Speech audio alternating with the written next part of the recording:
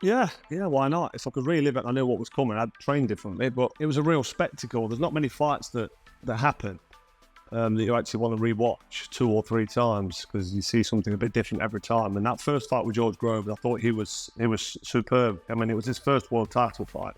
He was really motivated, and I'd turned up a little bit, like, mentally not prepared because I was wound up from him, and physically I was not on my best because I was doing a dance show with my partner. I'd beaten Lucian Buta. I had that rematch with Mikel Kessler and beaten him, and I was doing a bit of TV reality stuff, and you get this taste for the celebrity lifestyle, and you switch off a bit and you start to become civilized and comfortable. But yeah, I was still a seasoned world champion with bags of experience in 12-round fights against absolute road killers. I mean, you could have my CV and have a look at the people who I boxed.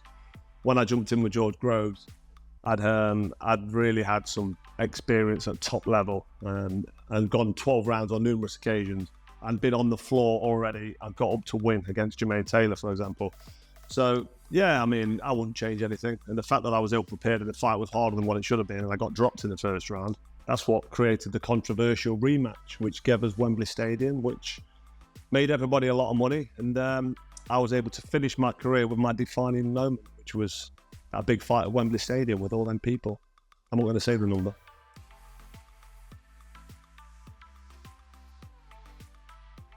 I waited till I was 24 because I had no choice. I didn't box from the age of 15 to the age of 20. Came out of boxing. I boxed amateur from like 8 years old. I started competing at 10 or 11, whatever it was back then. Regardless of how old I was, I boxed as a schoolboy and as a junior for 5 or 6 years competitively. Before that, a couple of years. So I did 8 years as a fighter. And then we moved to Newark and I didn't box. So when I was 15 years old, I stopped boxing, stopped going down the gym, stopped training. I moved back to Nottingham to further my education, finished school at 16 in Newark. And then I think I was 17, 18, started back in Nottingham. I think I would have been 17. And as soon as a couple of years went by in Nottingham, I was just thinking to myself, I've got a dead-end job. It's not really happening for me. And I was just on the phone in the office. I'd done a business and finance course at college, but I was a big boxing fan. I was like watching Prince Nassim fight and watching all the Mike Tyson and Lennox Lewis fights and that. And I was in my head thinking, I used to box. I used to be quite good at boxing, but I'd not done it for 4 or 5 years. And I literally, at 19 years old, just had an epiphany and I had an awakening in my head. And I just thought, I'm going nowhere. My life's going nowhere. I'm going back down to the boxing gym. So at 19 and a half years old, 6 foot, 11 stone, skinny, I just went down the gym and started training again and started boxing. And I went in a couple of national championships, won a couple of ABA titles, got picked to box for England, won a couple of multi-nations champions tournaments, got a gold medal, got best boxer of the tournament, got picked to box in the Olympic qualifiers, didn't quite make it. I think one person or 2 people qualified. You might remember him, Audley Harrison. He was on BBC, qualified for the Olympics, won an Olympic gold medal actually. I was with David Hay doing the England stuff, boxing for England, and kind of getting nowhere. But after the Olympics, we got picked to fight in the World Championships because I knew that we could fight, me and David. Our career highlight as an amateur was the World Championships in Belfast at the Odyssey Arena, where we won back-to-back medals. And if you medal in a World Championship as an amateur, then you're quite big news. I mean, the Olympics is far more glamorous and you get more recognition, but to win a medal in the World Championship, I beat an Olympic medalist in that tournament. I beat the Sydney Olympic bronze medalist. And yeah, on the back of that accolade, if you like, I turned pro. But I didn't start boxing until I was 19. So to do 3 ABA titles, there's 3 years. So that's 20, 21, 22 years old. Then I boxed for England for a couple of years, 23, 24. I had my career highlight as an amateur, winning that bronze medal in the World Championships. And that was it. I turned pro. So it was just a natural progression, really. I couldn't have just jumped back in the ring and turned professional at 19, 20 years old because I wasn't ready. I needed more experience and more pedigree. And there's nothing better than open international boxing as an amateur, especially back then. It was really tough and hard. But yeah, it was a mad journey from getting back into boxing at 19 to actually turning professional, having my pro debut at 25. It was all just, I'd not thought it out. I didn't think I was ever going to turn pro. I actually didn't want to turn pro. I just wanted to box and do something in my life and maybe box for England and represent my country in the Olympics.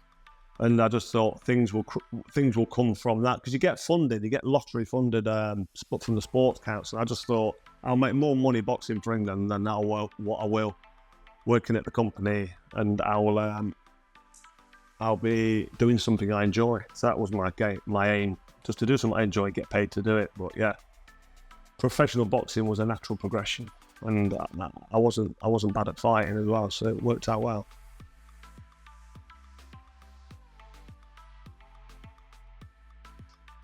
Do you know what? I don't think it was that tough starting late, because if I'd have turned pro early, I didn't get my man strength. I mean, at 19, I was skinny and I wasn't punching. I was punching hard enough. I didn't feel physically that strong. And then I shot up a little bit in height. I was like 5'10" at 19. I remember I used to keep measurements on the height. So I always wanted to be taller than my brother. My big brother's 6'2".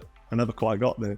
But I didn't stop growing until I was 21. And I was skinny. I was 21 years old, 6 foot, 11 stone.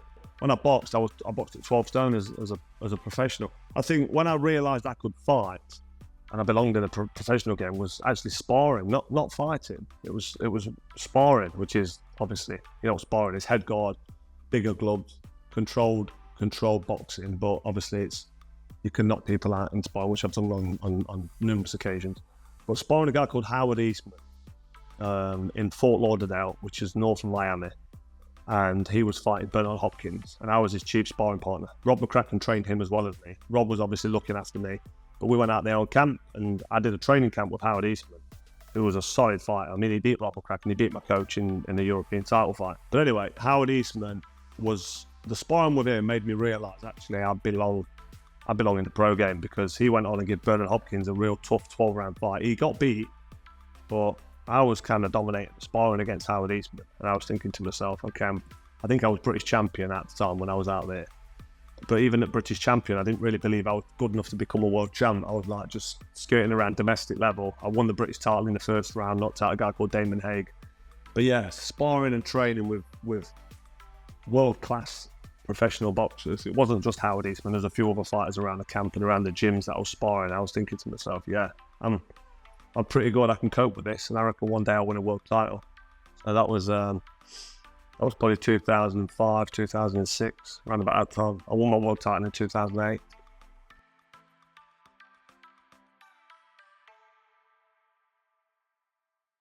I just like the fact that he was so entertaining and such an unusual boxing style, and he was a knockout puncher. So his entertainment factor, the X factor, if you like, the low held guard, big uppercuts from out of range, and the razzmatazz of it all. It was just entertaining to watch. I mean, he was pay-per-view, he was box office, Nassim Hamid.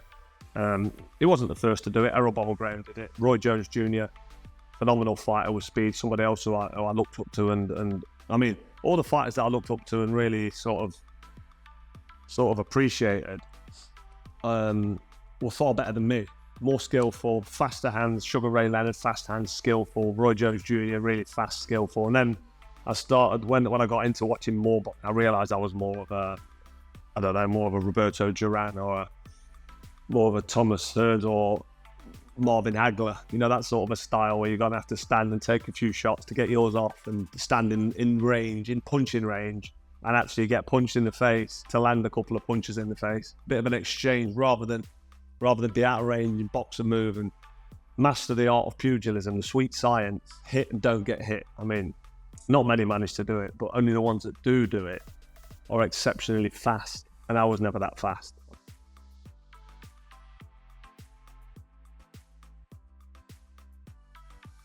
I found it tough fighting in Atlantic City. It's like, because I trained in Manhattan, trained in New York for the Andre Ward. It was the Andre Ward fight, but the first fight was Glenkov Johnson. So I was training for Johnson in New York. It was all quite new, flagging down them yellow cabs and going to Gleason's gym, going to the Trinity gym, which is a gym next to the Twin Towers or Ground Zero, as it's called now. And it was exciting. I'm in New York.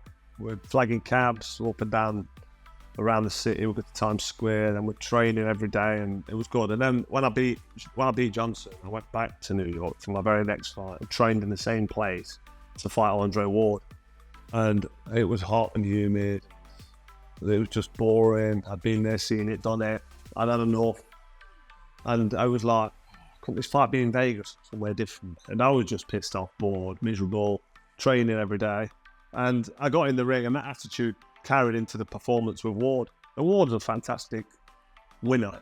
He knows how to win. I don't think he's a great fighter. I don't think he... Well, I had a fight with Andre Ward. I went 12 rounds. I lost a split decision, 115, 113 on 2 scorecards. So I lost by 1 round. A 1 round swing, and we're retaining our titles, and the fight's a draw. I feel like I wasn't in a fight. I felt like I got out of the ring. My hands weren't hurting. I had no marks on my face. I was up and about the next day, no problem. I didn't go to hospital. I had no stitches in my eyes, no perforated eardrums, no bust ribs. I mean, I was like, fucking hell, get me home for Christmas. You know what I mean? It was just horrible. So I didn't enjoy that fight with Andre Ward. I didn't enjoy the training camp, the build-up, because I'd already done it for the Johnson fight. And the fight itself was a pickpocket job. So yeah, I look back, that's one that I didn't like. But to answer your question about hometown advantage, I think there is a big advantage with home because of not just because of the crowd, because that you kind of switch off from the crowd. It's nice to hear the crowd cheering when you're landing your shots and not booing when you're landing your shots, or not the opponents cheering for your opponent, even when shots are whizzing past you and missing you. The crowd's cheering. Like when I boxed Carl Kessler in Denmark, in Copenhagen.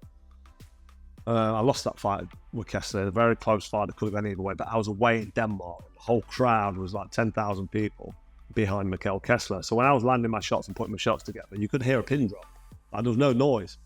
And when he was throwing a jab and throwing right hands, and I was blocking shots and rolling shots, and the crowd was going absolutely mental. And I could hear the crowd roaring. I was like, he's not landing any shots. And then I'd get on top of him, and then the crowd would silent and down and that. There'd be a few oohs and ahs.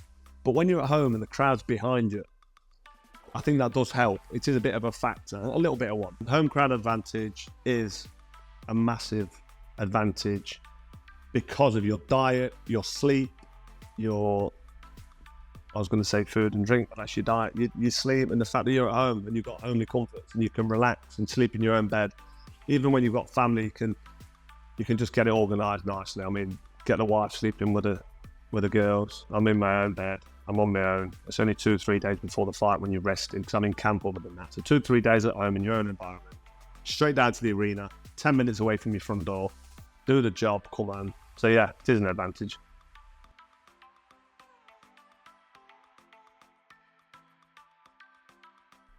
To be honest, I want to say neither, but the Kessler fight probably was a little bit tougher because it's my first loss.